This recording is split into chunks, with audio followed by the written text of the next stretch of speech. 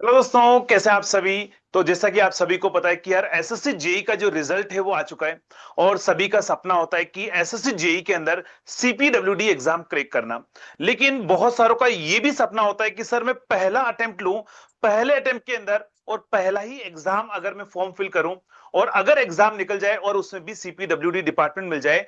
Exam का सबसे जो हमारे पास अगर हम बात करें तो जो स्टूडेंट होते हैं, जो भी तैयारी करते हैं, उनकी फर्स्ट चॉइस होती है सीपीडब्ल्यूडी एग्जाम निकालना।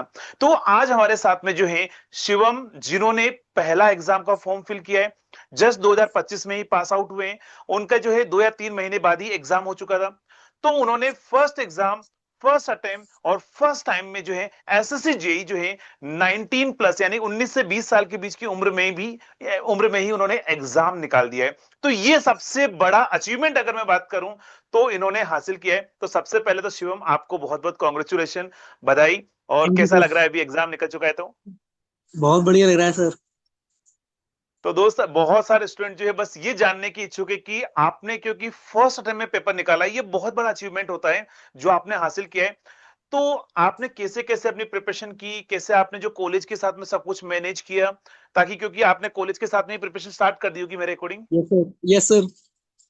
अच्छा, तो आपने कैसे कैसे मैनेज किया था फिर कॉलेज की स्टडी और जो हमारे पास में कंपटीशन एग्जाम दोनों को? Sir diploma six six semester में ही मैंने आपसे बैच ले लिया था। अच्छा अच्छा। और फिर कंटिन्यूस मैं 6 घंटे रोज पढ़ता था। उसमें 2 लेक्चर करता था टेक के, एक नॉन टेक का। हम्म। और फिर उससे रिवाइज करता था आधा आधा घंटा हर एक सब्जेक्ट को। ये शुरू में किया मैंने। सिक्स हाँ हाँ। सेमेस्टर में पूरा जो दिसंबर से स्टार्ट हो जाता है हर एक कॉलेज में, हम्म। दिसंबर से जून तक मेरा पूरा सिलेबस मैंने खत्म कर दिया ऐसे ही। फिर मैंने उसे रिवाइज करना स्टार्ट कर दिया। प्री में मेरे मार्क्स कम आए थे, ज्यादा नहीं थे, एक सौ प्री में तीस आपका ही थे। कितना स्कोर था लगभग? 130, 130। अच्छा, 130 के अराउंड था। तो मतलब आपने मेंस में काफी अच्छी मेहनत की होगी। मैं हाँ यस मेंस में सर। कितने क्वेश्चन आपके सही थे? सर मेंस में मेरे 250 थे। अच्छा, 250 सही। मार्क्स आपके थे। 250 मार्क्स से उसमें सर जो मेरे 4 ऑप्शन गलत हुए थे उसमें 3 पे भी मैंने एमटीए अप्लाई किया था। बस वो हम्म। रॉन्ग उन्होंने मान लिए थे। अच्छा तो अच्छा। फिर वो अब उसमें भी कुछ मिल सकता है मुझे, तो इसलिए अब ये। और मेरा हाँ, बाकी तो कैटेगरी मिल गई है। बाकी टोटल मार्क्स जब आएंगे तभी पता लगेगा। हाँ यस लेकिन सर। मेन चीज है, मार्क्स जो भी हो पता लगे, लेकिन हमारा जो काम था मेन, सीपीडब्ल्यूडी एग्जाम निकालना, डिपार्टमेंट में जाना। क्योंकि और मुझे आपने यस बहुत सर। बार फोन भी किया था इससे पहले, रिजल्ट आने यस से सर। पहले। मेरे हिसाब से आपके पास में कोई एक्सपीरियंस भी नहीं था, आप बहुत टेंशन नो में थे सर। कि सर मेरे पास एक ही चॉइस है बस, यस सीपीडब्ल्यूडी, सर। क्या वो मिलेगा कि नहीं मिलेगा। यस सर, मैं आप पे रोज तीसरे दिन ही फोन करता था। हाँ, वही तो। आप हर तीसरे दिन, आप देखो, हर तीसरे दिन फोन करते थे ये। और सर, क्योंकि देखो टेंशन होती है डेफिनेटली, अगर मेहनत की होती है तो यस आप भी सर। मेहनत करते हैं, जब एग्जाम थोड़ा सा अच्छा नहीं जाता है टेंशन होती है, तो इनको भी यही टेंशन थी। लेकिन फाइनली इन्होंने एग्जाम जो है निकाल दिया। तो शिवम, सबसे पहले तो बात करते हैं नॉन टेक्निकल, क्योंकि इंजीनियर के लिए सबसे यस बड़ी सर। दिक्कत होती है नॉन टेक्निकल कैसे यस प्रिपेयर सर। करें। तो आपने क्या क्या रिसोर्सेज आपने फॉलो किए थे नॉन टेक्निकल के अंदर? मैंने सर परमार एसएससी फॉलो किया था। अच्छा, परमार सर को फॉलो किया था। डेफिनेटली मैं भी आपको क्लास यस के सर। अंदर हमेशा बोलता हूँ कि वो आप आप, बता देते। हाँ, आपकी परमार सर को आप फॉलो कर सकते हैं अगर आपका नॉन टेक्निकल बहुत ज्यादा वीक है आपके पास में। तो जो भी यस स्टूडेंट आगे आने वाले एग्जाम को अगर आप टारगेट कर रहे हैं तो ध्यान रखना, नॉन टेक्निकल जीके के लिए, करंट अफेयर्स के लिए आप परमार सर को भी फॉलो कर सकते हैं, जैसे कि शिवम ने फॉलो किया है। और शिवम, सर। टेक्निकल जो है अगर हम बात करें, तो टेक्निकल जो है ठीक है सर। आपको कैसे, पहले डर लगता था कॉलेज के लाइफ में, या फिर पहले से ही आपका टेक्निकल स्पार्क स्ट्रांग था? सर मेरे कॉलेज में भी मुझे बढ़िया पढ़ाया गया था, क्योंकि मेरे जो मैं जिस यूनिवर्सिटी से पढ़ा हूँ वो सेंट्रल यूनिवर्सिटी है। उसका नाम अलीगढ़ मुस्लिम यूनिवर्सिटी है। वहाँ के प्रोफेसर सही पढ़ाते थे, बढ़िया। और कुछ सर जो कमी रह जाती थी तो आपने पूरी कर दी। उससे मेरा हम्म। और स्ट्रांग हो गया। बस मैं आसानी हुई इसे निकालने में। चलिए, वेरी गुड डियर। डियर, अपनी जर्नी के बारे में थोड़ा सा बताएंगे, पापा क्या करते हैं, फैमिली बैकग्राउंड क्या है, और क्यों मेरे आपने एसएससी मेरे जेई आपने प्रीफर किया है? सर मेरे फादर एक फार्मर हैं, जो कि जो कि यूपी में एक अलीगढ़ में फार्मर हैं। और हम्म वो जॉब भी करते हैं प्राइवेट। हम्म।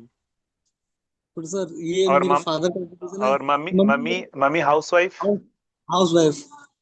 ठीक है। तो आपने मतलब एसएससी जेई एग्जाम ही क्यों टारगेट किया? क्योंकि बहुत सारे फील्ड होते हैं, कोई नॉन टेक्निकल में चला जाता है, ऐसे सीजीएल में चला जाता है।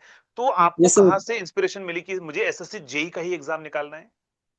सर मेरे एक रिलेटिव जो एसएससी जेई में सिविल से सीपीडब्ल्यूडी में ही है। हाँ। तो मैंने डिप्लोमा भी उन्हीं से, उसी उसी उन्होंने किया, इसलिए मैंने किया था इसीलिए।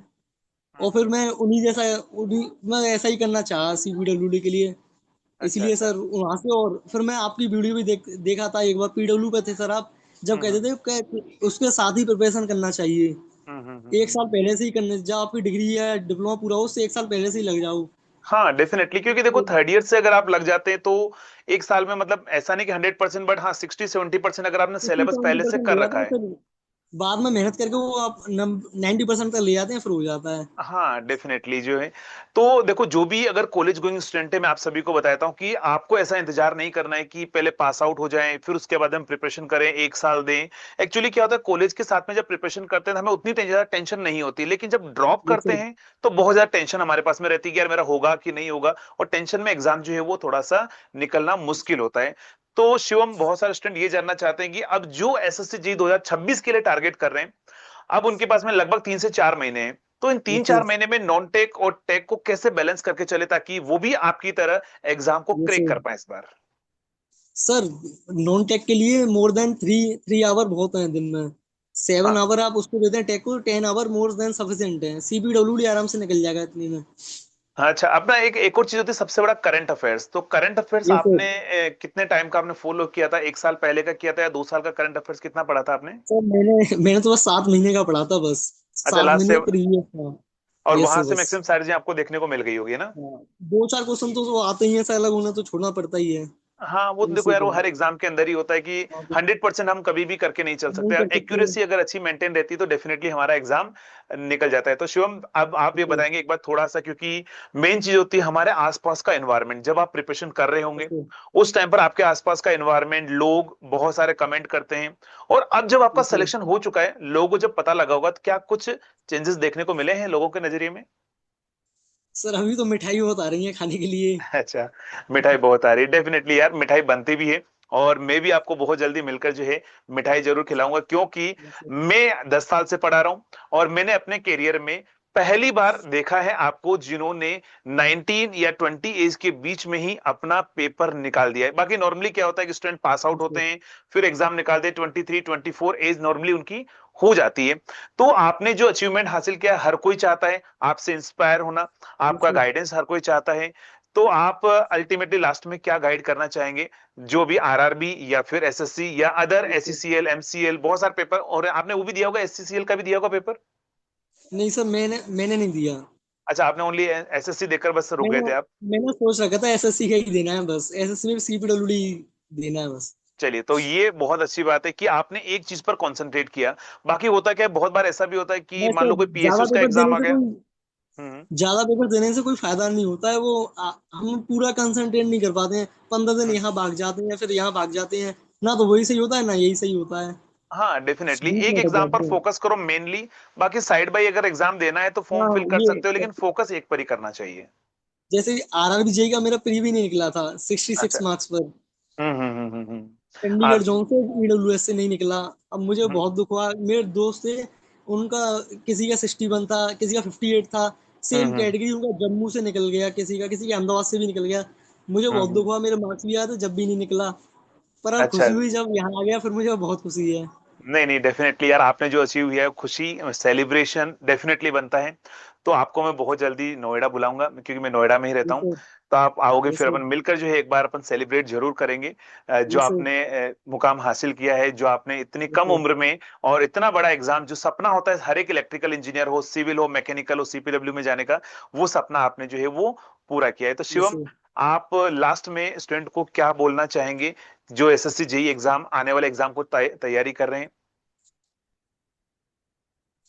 वही सब, 10 घंटे बहुत होते हैं पढ़ने के लिए, 10 घंटे से ज्यादा पढ़ा भी नहीं आता है सही ढंग से। अगर कोई हम्म कंसल्टेंट 10 घंटे पढ़ लेता है, 7 घंटे टेक्निकल, 3 घंटे नॉन टेक्निकल, तो आराम से वो 150 ले आएगा। मेरा इसलिए नहीं हुआ था सर, क्योंकि हम्म हम्म मैंने जो जिस टाइम पे डिप्लोमा किया, उसके बाद सर मुझे बीटेक का एंट्रेंस भी निकलना था, एएमयू का ही, वो भी किया हम्म। मैंने।